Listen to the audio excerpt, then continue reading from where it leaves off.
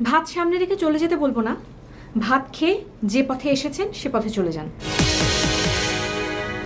নইলে। আপনার হাত কাঁপছে, যাদের হাত কাঁপে তাদের হাতে এটা মানায় না। আপনাকে আমি কিছু কথা বলতে চাই। আপনার কোনো কথা শুনতে তুমি ইন্টারেস্টেড না? খেয়ে দিয়ে বিদায় হন। আপনার বাবা বোধহয় তার ভুল বুঝতে পেরেছেন। মানুষ ভুল করবে, এটাই স্বাভাবিক, কিন্তু কেউ যদি নিজের ভুল বুঝতে পেরে সেটা শুধরে নিতে চায় তাহলে তাকে সেই সুযোগটা দেওয়া উচিত।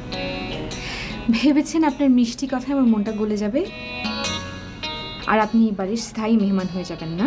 না, তেমন কোনো ইচ্ছা আমার নেই।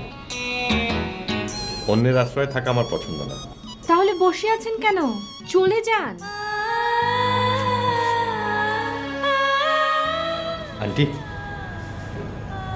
বলো। আন্টি আপনার কি 2 মিনিট সময় হবে? কেন?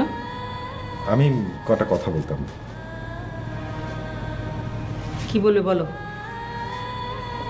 আমাকে মাফ করবেন, আমি আসলে আঙ্কেলের কাছে আপনাদের সমস্যার কথাগুলো শুনেছি।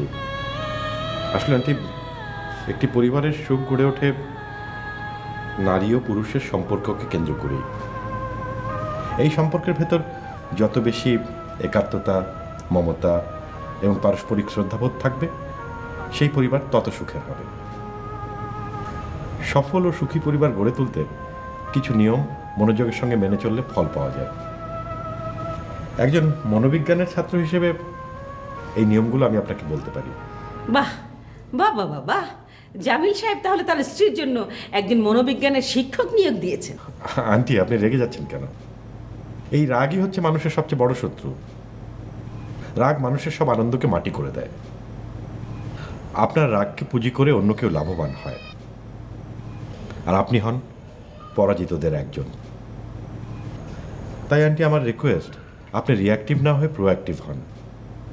তাতে দেখবেন আপনার আনন্দ অনেক গুণ বেড়ে যাবে। অসহ্য, আমাকে তোমার আর লেসন দিতে হবে না।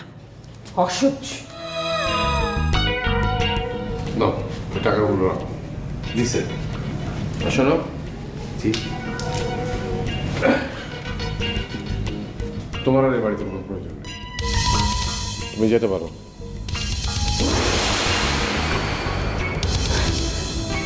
এই মতলব বাসটাই বাড়িতে ঢোকার পর থেকে স্যার আপনার মগজটা ধুলাই করে দিচ্ছে। ও একটা কালকে উঠে স্যার এমন সবল দিবে, কখন যে আপনি কবরে ঢুকে যাবেন টের পাবেন না। ওকে আপনি বিদায় করে দেন স্যার। তোমাকে যেতে বলেছি, তুমি চলে যাও। যাও বলছি।